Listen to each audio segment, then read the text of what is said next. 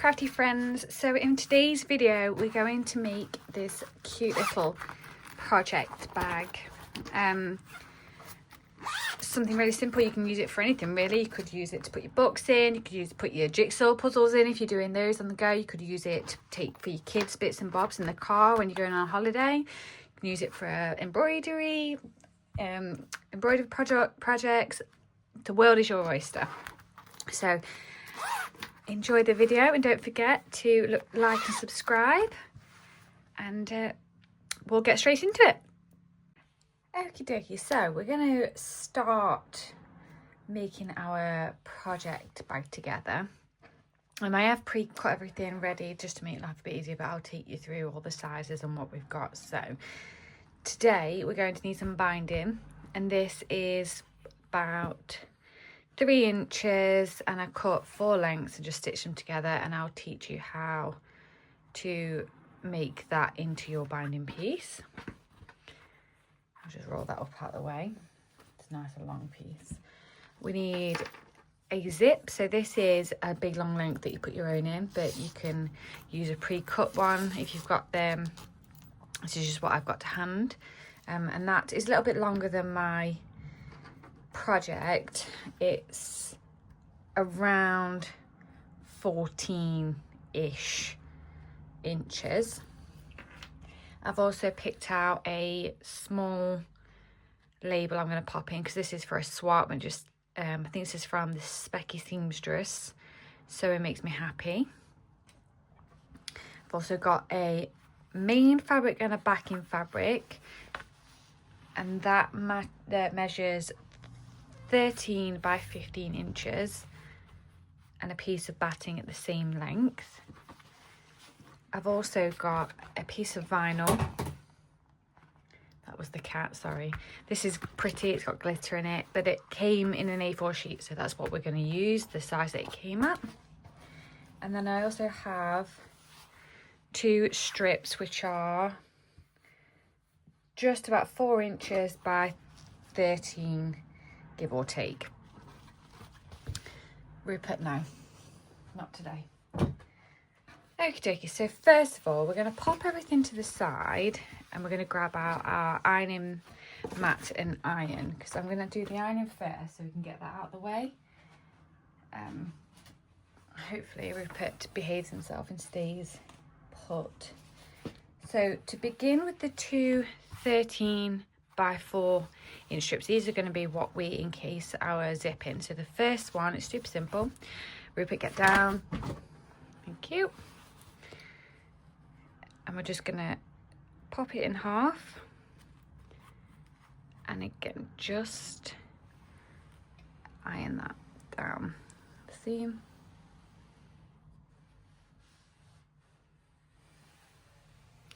And that one's finished, so we're going to pop that to the side. And the second one is a bit similar but slightly different, so we're going to again pop that in half.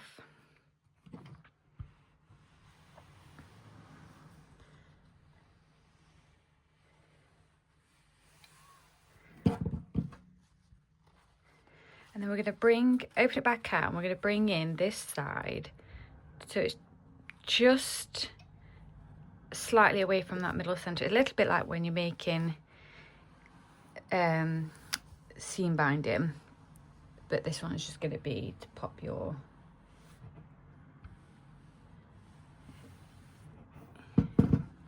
zipper in. I'm just going to pop that there just so it cools down flat slightly. I'm going to turn it over again and do the same again with the other side.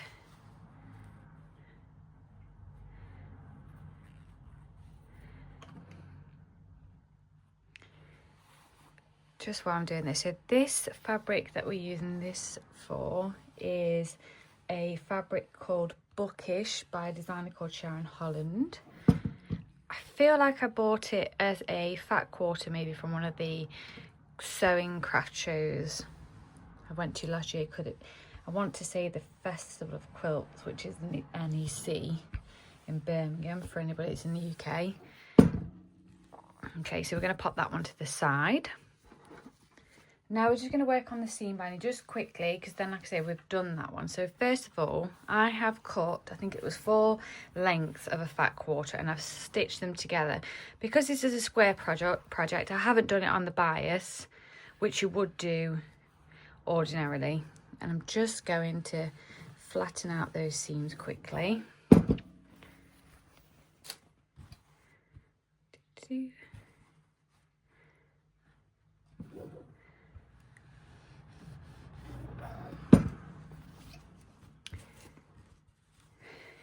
So that's 3 seams, and we're just, like I said, we're just opening up those seams.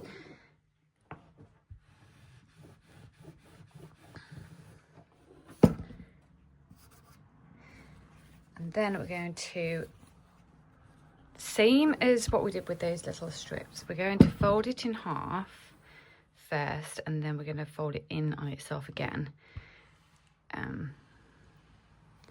Just to make our own seam binding. Now you can buy pre-made seam binding. I don't know if I've got any to hand to show you. Yep.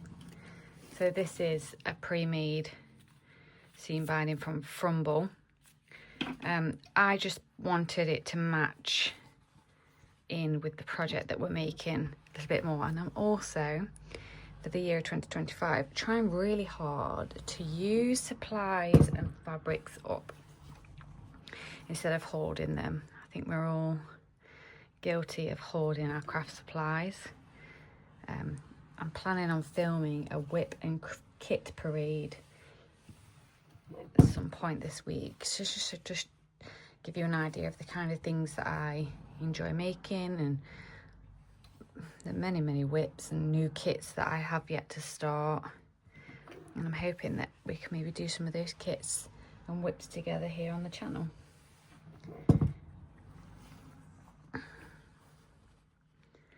So again, we're just folding and meeting the edge. It doesn't have to be perfect, because we're going to fold it back in on itself once more. Okay, last bit now.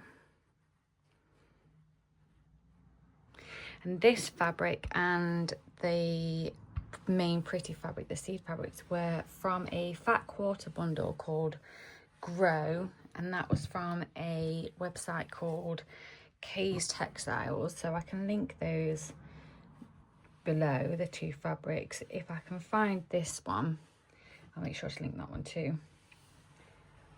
This one came in a set with 3 others. This one, the seed, and a different one, but I did give away 2 of them because they just weren't my style. So again, with this one, we're gonna fold in to meet the middle, ironing it down as we go. I have got one of those seam binding makers, but to be honest, this is just as easy and just as simple. You really don't need all the gadgets. I think mend and make do is the better option when it comes to DIYing and crafting. Use what you've got. Hence why we're making our own today. Okie dokie.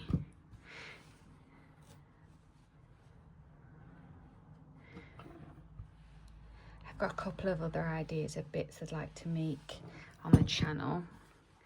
And a couple of things I'd like to try. I bought one of those Centro knitting machines. It's basically a plastic version of an old-fashioned crank machine. I'd really like to give that a go, so I thought we could test it out together, because I crochet, but I don't knit. It is on my lists of skills to acquire, should we say. But I bought it in the sale just after New Year's, after saying, you know, I'm trying to use up things. So I've got no self-control, and it was very cheap in the time. And I wanted to make some hats.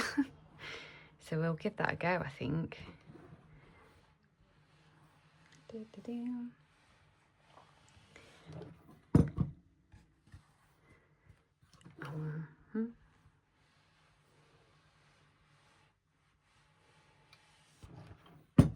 Okie dokie.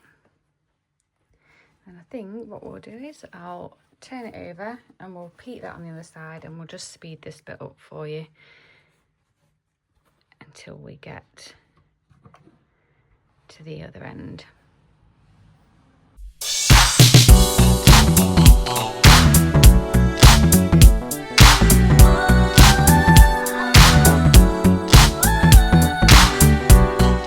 Okay, so now we've done that, we're going to take this and fold it back over again. I'm going to use from this side because it's a bit cooler, not to burn my fingers.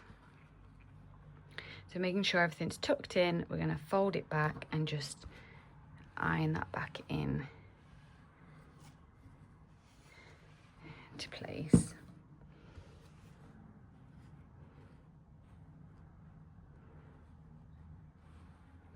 Don't worry about any frayed edges of the fabric. We can fix that when we come to bind the project in the end.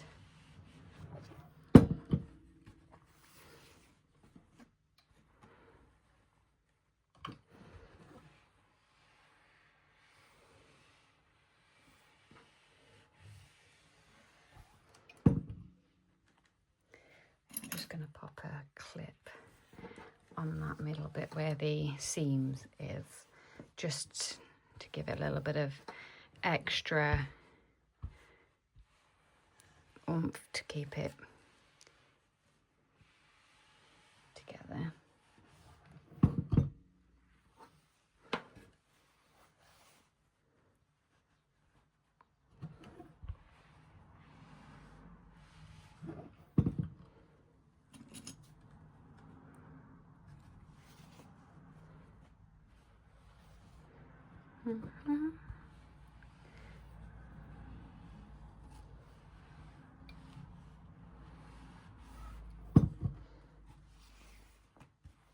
So this is going to be a swap, and it's going to a lady in Canada. I joined a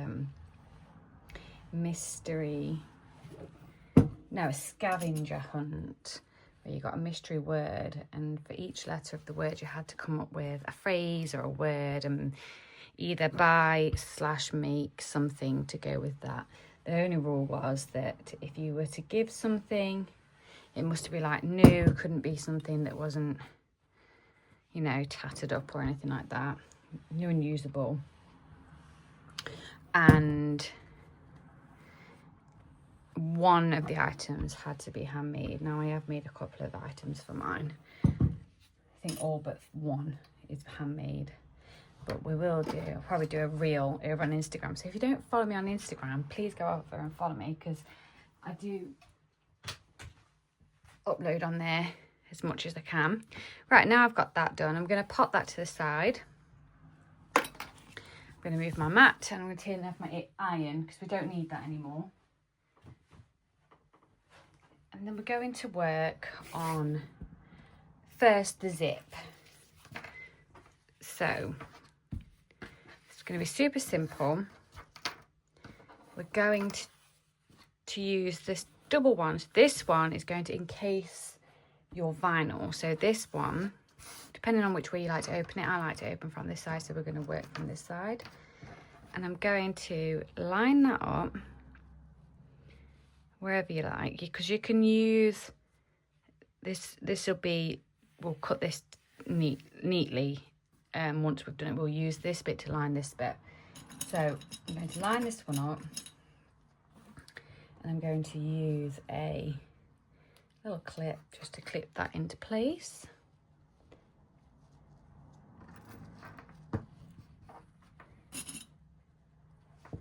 Okay.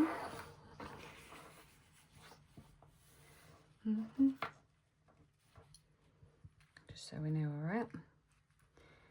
And then this top one, fold down, will go lined up with the bottom piece, your zip. And again, we're just going to, making sure it's lined up, clip that into place.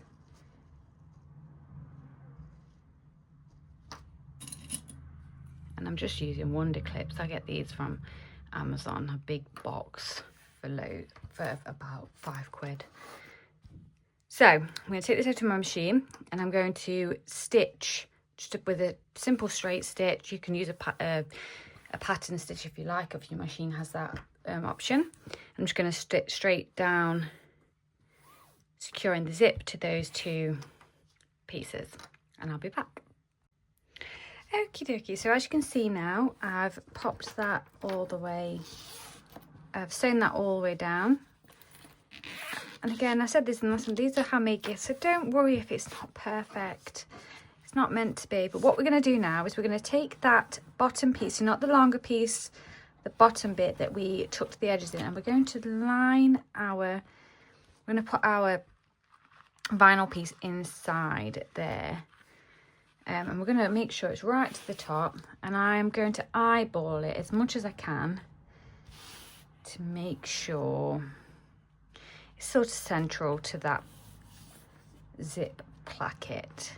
Now don't worry about, I've pulled this right to the end just to stop me having to lift up my machine foot and things like that. But if you've got one that's the size, don't worry, you just lift up your machine, unzip it and pop it through that way. So now I've lined that up, I'm going to grab a couple of Wonder Clips. Do not use your pins because it will pierce your vinyl, and that is what we don't want. And we're going to just keep that in place there. And now I'm going to take this over to the sewing machine, and I'm going to stitch along the bottom just to secure that into place. If you find that your vinyl is a little bit sticky, you can always use a bit of fabric to keep it from, so it can glide along your machine. But usually I don't worry too much, just lift it up slightly if I can feel it sticking. But because you've got both sides, you shouldn't have to worry. Okay, I'll be back after I've done that, and we'll go for the next spot. Okay, so as you can see now, we're all secured, both front and back, and our vinyl is in there perfectly fine. What we're going to do now is we're going to pop this to the side, and we're going to work on the back piece. So as I mentioned before, we want a main fabric and a backing fabric. So I've chosen to use the matching fabric to the zip placket as my backing piece, and I'm using the seed packet as my main piece. So once we've finished, this will be what you can see through the vinyl. I have cut this a lot bigger than we probably need, but we just want a little bit of wiggle room. So what we're going to do now is we're going to take our batting. I have cut this into the right size, and again I'm going to use the stick and spray by the Crafter's Companion just to baste mine together, but pins are exactly the same, if not just as good. So I'm just going to spray that down, and I'm going to line my fabric, if I can, up with the top edge, or the bottom edge should I say, just to get that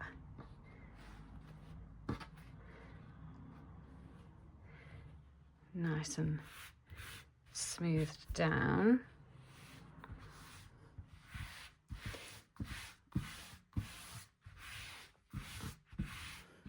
And then I'm going to turn it over and repeat again on the other side.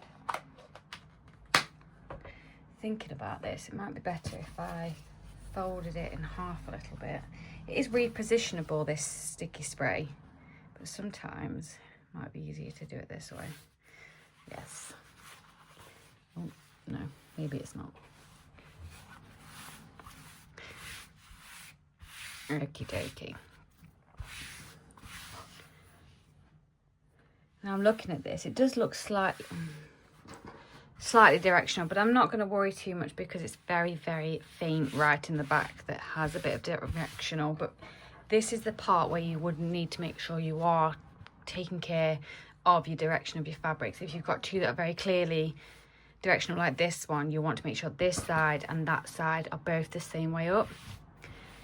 Now what we're going to do here is we're going to just quilt it. Now I'm going to be super simple with this one, and we are just going to do some straight line quilting.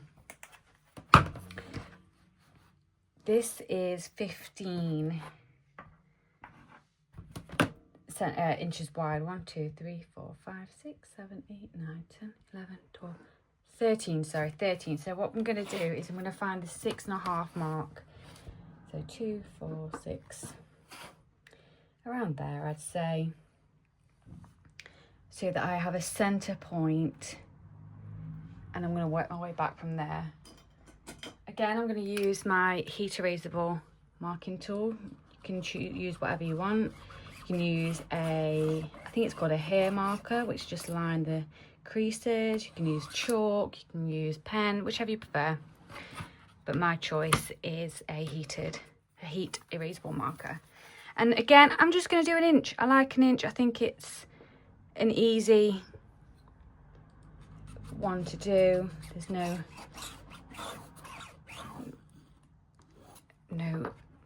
math involved, and it also packs a punch once you see it all done. So I'm gonna, like I say, I'm gonna mark all these down.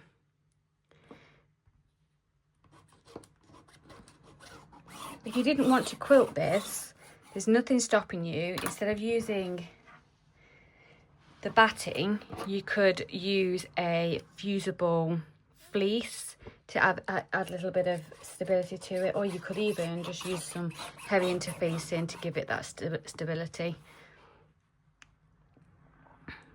The world is really your oyster.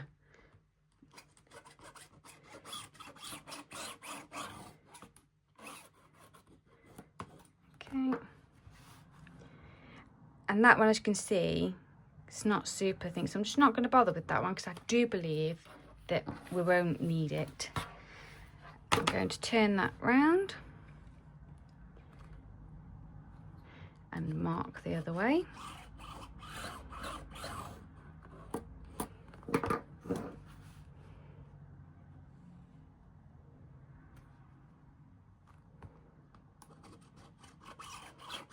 I really enjoy this fabric. The lady that I'm sending this to, she seems to spend a lot of time in her garden in the spring, summer months, and I thought it would be such a nice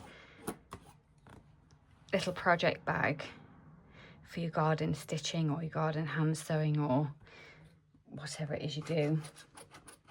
This one's a smaller project, so I imagine this is a bit more of a hand stitching project bag, or even, I mean, I don't know, I think she knits socks. Well, I know she knits socks. Maybe you could put a sock project in here. Definitely cross stitch, embroidery. And again, I'm not going to bother with that final one. So now I've done that, I'm going to take that back to the machine, and again, simple straight lines down. Again, you can use a decorative stitch if you want to. I've seen people do like the wavy ones. I'm just going to stick with straight stitch, white thread, very simple. Before I go to the sewing machine, I am going to turn my iron on, ready for us to iron out these markings, but I'll be back shortly. Okay, so we're back. I am now just going to iron out my pen marks. I just wanted to quickly add, the machine I'm using is not a quilting machine. It's a very old one that was saved from a school skip by my mum. So before we started our little business, my mum was a teacher and they were getting rid of them. So she filled up her little Fit 500 with sewing machines. So it's just I say it's just a Benina. I know if you're a sewing machine person, you'll know there's no such thing as just a Benina. However, she's very old. I think the model is a 1800. So she's not, like I say, it's not a specific machine for quilting. I don't use a walk-in foot. I don't use a quilting table. I just wing it and hope for the best. Just in case you were thinking you needed